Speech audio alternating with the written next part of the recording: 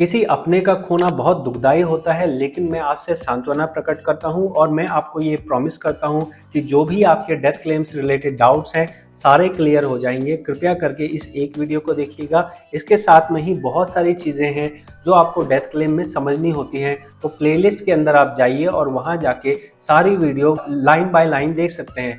अगर आप ये वीडियो देख लेंगे तो आपको कम चक्कर लगाने पड़ेंगे। वीडियोस नहीं देखोगे तो एक बार फॉर्म भर के ले जाओगे, फिर वहां से रिजेक्ट कर दिया जाएगा, फिर आपको वापस जाना पड़ेगा। तो जो जो चीज़ें मैं बता रहा हूँ ये सब मैं अपने 5 साल के अनुभव से बता रहा हूँ। जो जो चीज़ें मैंने प्रॉब्लम देखी है वही आपको यहाँ पे वीडियो में बताने वाला हूँ। सबसे पहले ये समझ लेते हैं कि पीएफ के अंदर आपको क्या क्या बेनिफिट मिलते हैं। तो यहाँ पे 3 तरह के बेनिफिट मिलते हैं। पहला है कि जो नौकरी करी गई है उसके अंदर जो पीएफ कटा है वो बेनिफिट। दूसरा बेनिफिट पेंशन बेनिफिट। तीसरा बेनिफिट इंश्योरेंस का। तो यहाँ आप स्क्रीन पे जो देख रहे हैं ये किसी का फॉर्म सेटल हुआ है। और ये फॉर्म सेटल किस तरह हुआ है, ये जो फॉर्म 20 होता है ये होता है पीएफ का, फॉर्म आईएफ होता है इंश्योरेंस का, और इसके साथ में फॉर्म 10D होता है पेंशन का। ठीक है, तो यहाँ पे हमें 3 तरह के फॉर्म भरने होते हैं जो आपको भी भरने पड़ेंगे। अब इसमें बेनिफिट कितना कितना मिलता है ये समझ लीजिए। जो पेंशन जो पीएफ होती है आपकी, उसमें वही पीएफ मिलती है जो मेंबर के अकाउंट में होती है। मान लो कि जो मरने वाले मेंबर हैं उन्होंने 3 कंपनियों में काम किया है, तो आपको क्या करना होगा, सबसे पहली चीज़ आपको ये करनी है कि आपको इन कंपनियों का ट्रांसफ़र करके इकट्ठा लाना है। जब इकट्ठा ले आएंगे तो इकट्ठा यहाँ पे एक पीएफ अमाउंट बन जाएगा। वो पीएफ का अमाउंट मिलेगा, किसको मिलेगा? देखो, इसमें मिलने की जो बात है ना वो 2 चीज़ें होती हैं। अगर मेंबर की शादी हो रखी है तो उसका सारा पैसा जो है उसके वाइफ का ही अधिकार बनता है। 2 कंडीशंस दोबारा बता रहा हूँ। देखो, एक तो वो है अनमैरिड, एक है मैरिड। ठीक है, अगर वो मैरिड है तो उसकी वाइफ का और उनके बच्चों का अधिकार है। अगर वो अनमैरिड है तो फिर उसकी मर्जी है, वो चाहे तो अपने पेरेंट्स को देना चाहे और वो चाहे तो अपनी गर्लफ्रेंड को भी दे सकता है। अब ये क्या मतलब हुआ? इसका मतलब ये हुआ कि अगर व्यक्ति अनमैरिड है तो ऐसा ज़रूरी नहीं है कि माता और पिता का ही अधिकार होगा, वो चाहे तो अपने दोस्त के नाम पे भी उसे दे सकता है। ये देने का अधिकार कैसे डिसाइड होता है? अगर नॉमिनी फॉर्म भरा गया है और नॉमिनी फॉर्म के अंदर में उसने लिखा है कि मैं अपने दोस्त को देना चाहता हूं, तो उसके दोस्त को ही मिलेगा। माता पिता दावा नहीं कर सकते हैं कि वो हमें दीजिए। ठीक है, इतनी चीज़ समझ आ गई।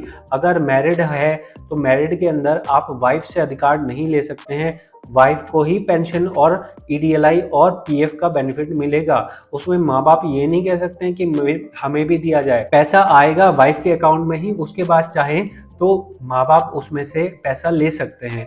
कानूनी तौर पे अधिकार नहीं है। अगली चीज आप ये समझ लीजिए कि ईडीएलआई का कितना मिलता है। ईडीएलआई मतलब इंश्योरेंस का कितना मिलता है। तो इंश्योरेंस की चीज ये है कि यहाँ पे अमाउंट कहा गया है 2.5 लाख से 7 लाख, लेकिन एक कंडीशन है कि सर्विस कम से कम 12 महीने की होनी चाहिए। अगर उन्होंने एक कंपनी में काम किया, दूसरी कंपनी में काम किया, तीसरी कंपनी में काम किया, तो सारी कंपनियां इकट्ठी कर लीजिए। और अगर इकट्ठी करने के बाद भी 12 महीने की सर्विस हो जाती है तो कम से कम उनको 2.5 लाख रुपए मिलेगा। चाहे उनके पीएफ में मान लो 10,000 रुपये भी पड़े हैं, लेकिन अगर उन्होंने 12 महीने की सर्विस की है तो कम से कम 2.5 लाख मिलेगा। अब ज़्यादा से ज़्यादा 7 लाख किसको मिलेगा? 7 लाख उसको मिलेगा जिसकी सर्विस ज़्यादा होगी। समझ गए? सर्विस जितनी ज़्यादा होगी उस हिसाब से मिलेगा। अब ये ईडीएलआई कितना मिलेगा और ये हम क्या कैलकुलेट कर सकते हैं? हाँ, बिल्कुल कैलकुलेट कर सकते हैं। मैं आपको कैलकुलेट करके दिखाऊंगा। ठीक है, अब हम बात करते हैं पेंशन की, जो कि हमारा यहाँ बेनिफिट है। तो पेंशन की कैलकुलेशन में वापस से हमें ये चीज़ समझनी होगी कि वापस 2 कंडीशन है कि अनमैरिड है और मैरिड है। ध्यान से समझिएगा। अगर मैरिड है तो अगर उसने 1 महीना भी नौकरी करी है, 1 महीना भी नौकरी करी है, चाहे उसने 10 दिन की भी नौकरी करी है, तो भी उसकी पत्नी को आजीवन पेंशन मिलेगा। आजीवन पेंशन का मतलब है कि अगर मान लो इसने 10 दिन नौकरी करी, उसने चाहे तनख्वाह भी नहीं उठाई, सिर्फ उसके खाते में मान लो पीएफ खाते में 100 रुपये हैं, तो भी उसकी जो वाइफ है और साथ में ही उनके बच्चे हैं उनको आजीवन पेंशन मिलती रहेगी। कितनी मिलेगी? इसमें मिनिमम पेंशन मिलेगी वाइफ को 1,000 रुपये और बच्चों को कुछ 350 या 375 रुपये कुछ मिलते हैं मिनिमम पेंशन के नाम पे। लेकिन अगर वो अनमैरिड है तो कंडीशन अलग होती है। अगर अनमैरिड है तो उसको पेंशन मिलने का अधिकार तभी है जब उसकी कम से कम 10 साल की सर्विस हो जाए। अगर उसने 10 साल की सर्विस कर ली है तो उसको जो पेंशन मिलेगी उनके परिवार को, उनमें परिवार में सबसे पहला अधिकार होता है पिता का। पिता को मंथली पेंशन मिलेगी। और अगर मान लीजिए पिता आगे चल के एक्सपायर हो जाते हैं और उनकी जो माताजी हैं वो जिंदा रहती हैं, तो फिर माताजी के नाम पे ये ट्रांसफर हो जाएगी। 1250 रुपए माताजी को मिलेंगे, दोनों को इकट्ठे नहीं मिलेंगे, ठीक है। यहाँ पे जो भी पीएफ होगा वो भी पिताजी के नाम पे आएगा। मैंने अब आपको थ्योरी दिखा दी है। अब आप यहाँ पे ये देख सकते हैं, देखो यहाँ पे क्या हो रहा है, यहाँ पे एक फॉर्म तो ये पास किया जा रहा है, एक फॉर्म ये पास किया जा रहा है। अब हम यहाँ पे कैलकुलेट करना देख लेते हैं कि किस तरह से कैलकुलेट किया जाता है कि कितना हमें ईडीएलआई मिलने वाला है। इसके लिए आपको सरकारी एक वेबसाइट दी गई है, आप कैसे खोलेंगे, आपको यहाँ खोलना है पीएफ ईडीएलआई कैलकुलेटर, ठीक है। इस तरह से हम टाइप कर रहे हैं और टाइप करते ही हमें इस तरह से टच करना है। कुछ इस तरह की वेबसाइट खुलेगी। यहाँ आप देख सकते हैं दो ऑप्शन नजर आ रहे हैं, ईडीएलआई और पेंशन का। अब यहाँ देख लीजिए, इस पे लिखा हुआ है कि जो आप यहाँ कैलकुलेशन कर रहे हैं ना, ये सिर्फ एक इलिस्ट्रेशन है, ऐसा जरूरी नहीं है कि आपको इतना ही अमाउंट मिलेगा, ठीक है।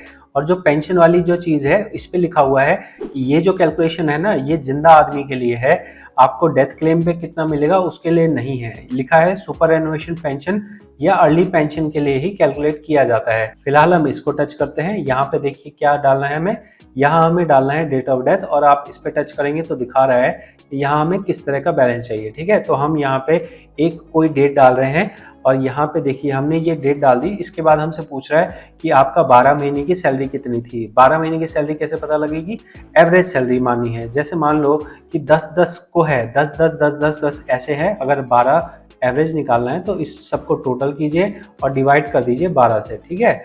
या अगर आपको मोटा मोटा समझना हो तो आप इतना समझ लीजिए कि कितनी तनख्वाह थी, वो हम यहाँ पे जो सैलरी हमें मिल रही है वो हम डाल सकते हैं।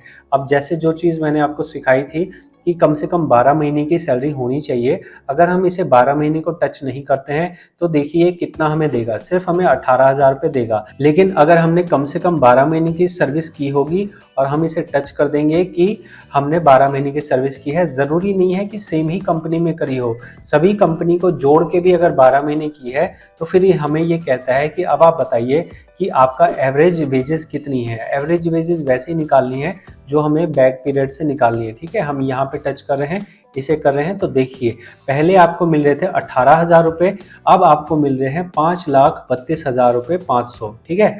5,32,500 रुपये आपको मिल रहे हैं। ये पार्ट ए होता है, पार्ट बी होता है। आप इतना समझिए कि जो यहाँ पे आपको अमाउंट दिखाई दे रहा है ना, ये वाला अमाउंट आपको मिलेगा।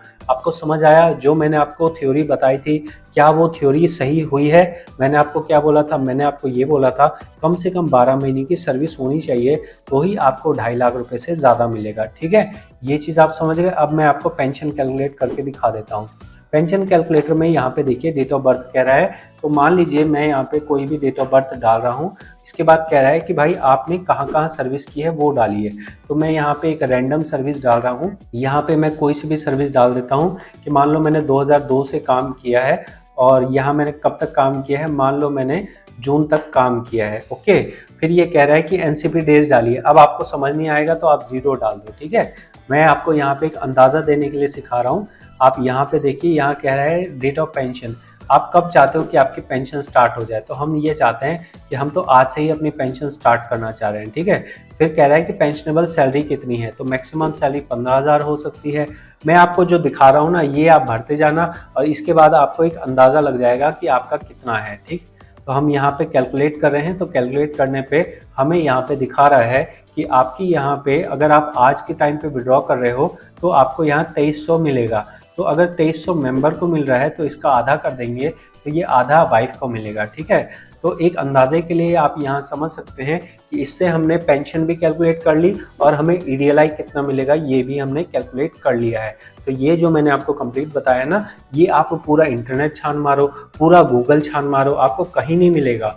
जो इसको काम को करता होगा वही आपको इतनी डिटेल में बता पाएगा। तो हमने ये पहली वीडियो कंप्लीट की है। इससे अगली वीडियो हम जानेंगे जिसमें हम बताएंगे कि क्या आपको गलती नहीं करनी चाहिए।